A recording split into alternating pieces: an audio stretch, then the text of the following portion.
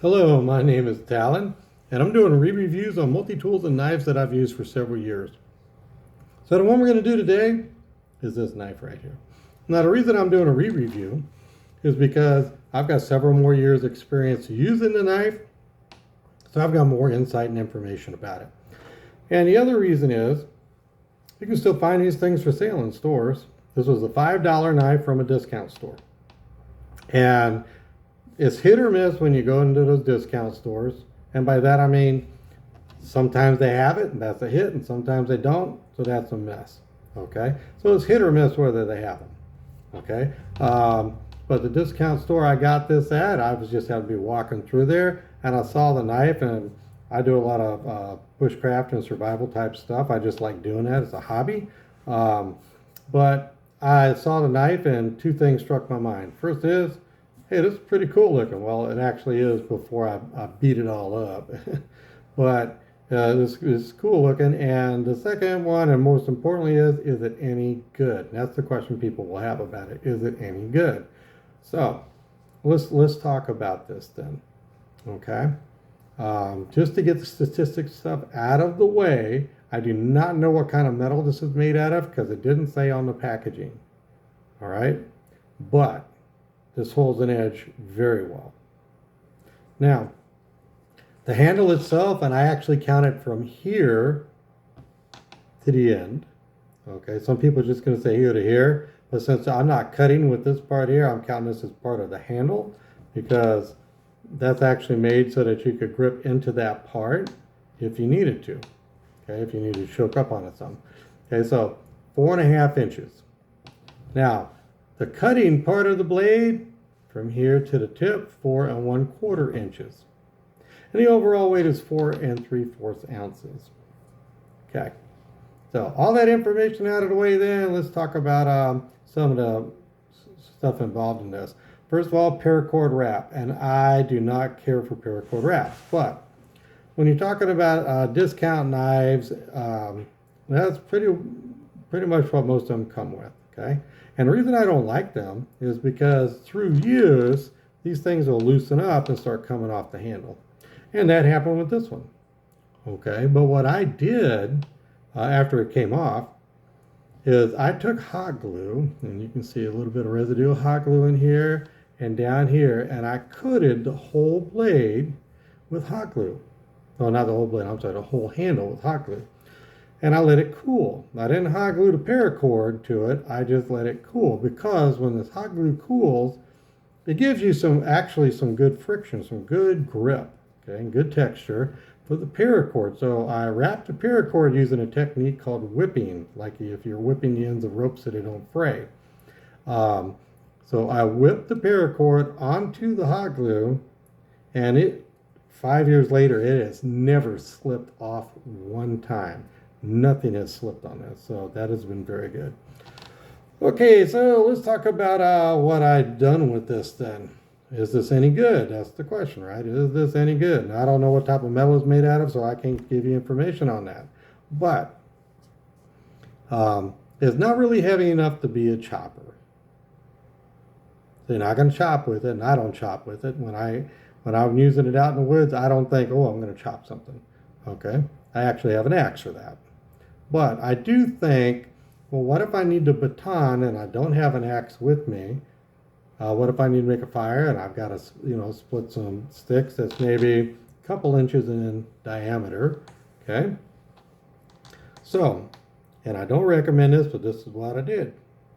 I took some sticks that were a couple inches in diameter and I batoned them. And you stick it on there and just hit it with the baton and keep going until you split, until it's split all the way. And I did that until I got a pile of kindling for making a fire. And I took one of those and I feather sticked it. So I'm feather sticking this, and it feather sticked really nice after doing the batoning.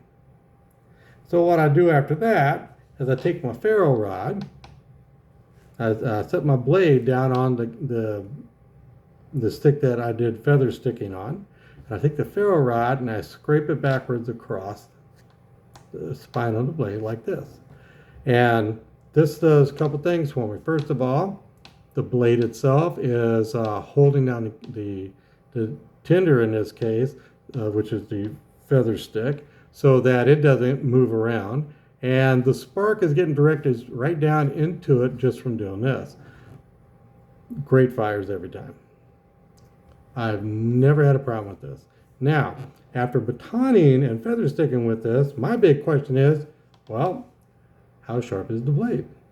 Okay, now I sharpened it up before I used it to where I could shave hair on my arm with it. I could do like paper tests where you vertical cut on the paper, that kind of thing, or angled cuts on the paper, and it worked great.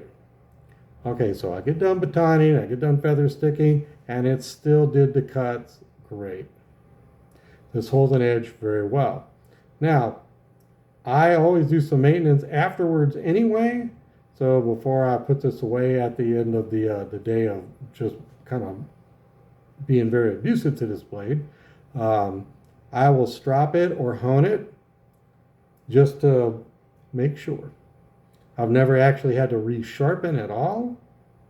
I did do some maintenance with it with strapping or honing, and this blade has held up great. Yeah, it's scraped up and doesn't look so great anymore, but you know, it's a working knife for me. I have more expensive knives, but this is one I can definitely rely on if I need to. So, walking through that discount store and I look at it and it says, well, that looks cool, right? Don't look cool anymore though. And then I'm thinking, is it any good? Okay, on a scale of 1 through 10, I'm giving this a 10. Yeah, I know the paracord thing came off and stuff like that. So I redid it, just coating the handle with hot glue first. But after that, this knife is a 10 out of 10. Not bad for a $5 deal at a discount store. Now, my name is Talon, and that's my 2 cents worth. If you see it like this in the store, you know, not all beat up, this may be the exact same model. I don't know. I haven't seen it since then, other than recently, but I'm not in the market for buying right now, so I didn't pick up another one. But this is a good deal. Okay. I don't know how much they'll eventually ask for it as a top-end price, but you know, that discount store price, boy, can't beat that. This is a really good deal for that. So what I do with it is I put it in this leather sheath that I made for it. First time I made a leather sheath, so it doesn't look that great. And I keep a ferro rod on the back of it. You can tell there's been a lot of use on this ferro rod. And this goes in my evacuation backpack, because we actually have some environmental concerns where sometimes you need to evacuate. But this goes in the evacuation backpack, and you know, I'm confident if I need it, it's going to do a good job. My name's Talon. That's my 2 cents worth. I hope this video helps somebody out. Have a wonderful day, and goodbye.